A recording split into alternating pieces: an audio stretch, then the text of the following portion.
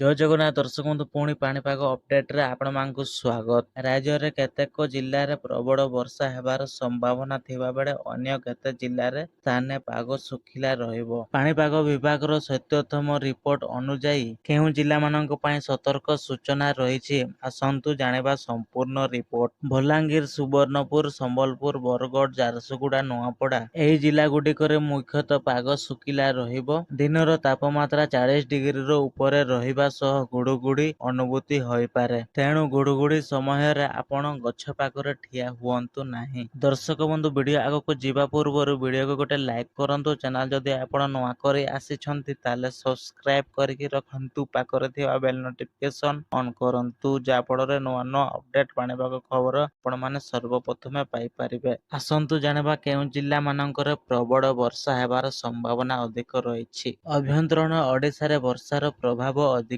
ରହିବ। ଯାଜପୁର, ଭଦ୍ରକ, ବାଲେଶ୍ୱର, କେନ୍ଦୁଝର, ମୟୂରଭଞ୍ଜ ଏହି ଜିଲ୍ଲାରେ ବଜ୍ରପାତ ସହ ପ୍ରବଳ ବର୍ଷା ହେବାର ସମ୍ଭାବନା ରହିଛି। ଘଣ୍ଟା ପ୍ରତି 40ରୁ 50 କିଲୋମିଟର ବେଗ ପବନ ବହିବାର ମଧ୍ୟ ସମ୍ଭାବନା ରହିଛି। ଗଜପତି, ଗଞ୍ଜାମ ଏବଂ କନ୍ଧମାଳ ଜିଲ୍ଲାର କେତେକ ସ୍ଥାନରେ ସ୍ୱଳ୍ପ ମଧ୍ୟମ ଧରଣର ହୋଇପାରେ ବର୍ଷା।